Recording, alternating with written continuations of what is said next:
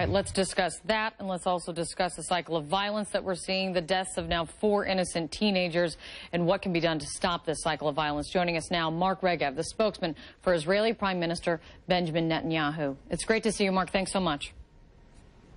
My pleasure. So I want to we will speak about that video in just one second, but I want to ask you first about what kind of led up to that event. The death of Mohammed Kadir. Was that a revenge killing in your view? Well, it's not for me to say. The police have arrested suspects, Jewish suspects, who I suppose we're all suspicious that they're vigilantes, that they killed that young man. I would say immediately that within an hour, 2 hours of that murder, my Prime Minister, Benjamin Netanyahu, unequivocally condemned that murder. He called it a heinous crime, and he called upon the police to energetically find the killers and bring them to justice, and that's exactly what's happened. Yesterday, we announced that a number of suspects have been put into jail, and the bottom line is this: Israel is a land where murder is murder. It doesn't matter who the perpetrator is or who the victim is. We will pursue and we will apprehend murders. There's no room for this sort of violence in our country. We also know that overnight the Prime Minister spoke with Mohammed's father. Can you tell us what he said, what they discussed? It was very important for my Prime Minister to reach out to the family and tell them that, first of all, to, of course, express condolences at their tragedy, but also to say that the murderers do not represent Israel, they do not represent the Israeli people, they don't represent the Jewish people, that these murderers are vile killers. They are the very opposite of our most cherished beliefs. And it was important for us to say that. This is also forcing Israeli officials and the Israeli people to confront extremism on your own side. How big of a threat is this? You know, in every country, you have extremists. You have people with crazy ideas. The important thing is, what does the majority do? What does leadership do? What does government do? And here, we unequivocally condemn it, and will use the police very aggressively to stamp out this phenomena and bring culprits of hate crimes and so forth to justice. We won't tolerate this sort of behavior. Mark, we also now know, following that brutal murder and previously to that, the brutal murder of 3 Israeli teens in the West Bank, you now have this video and the brutal beating of a 15-year-old boy, an American boy. He's from Florida.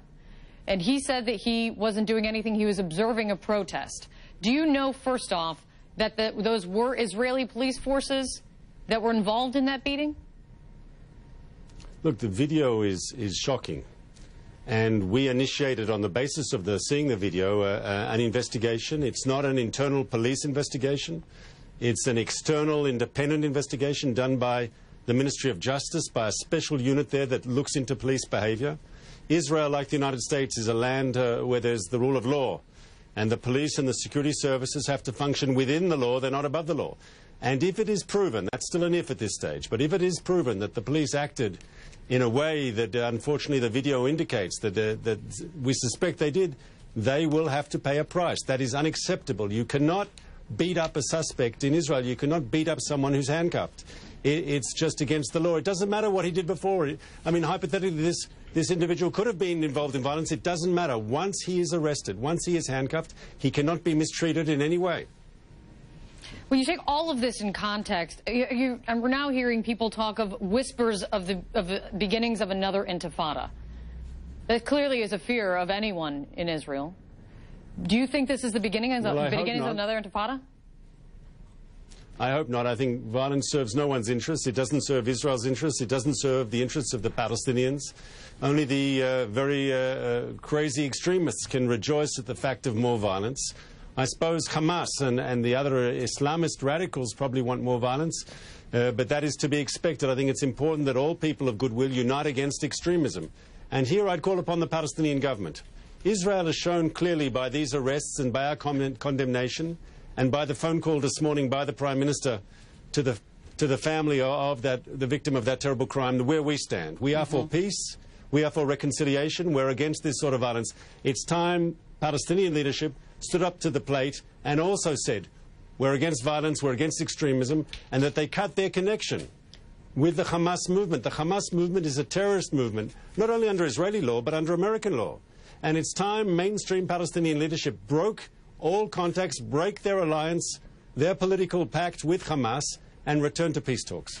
Mark, do you believe that the Palestinian Authority is doing everything it can to find the killers of the three Israeli boys in the West Bank?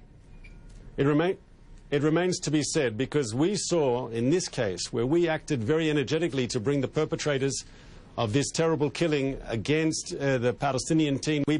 We acted very energetically and swiftly brought the perpetrators to justice, and so far we haven't found the killers of the 3 young Jewish boys, as who you know, who were kidnapped and murdered on their way home from school.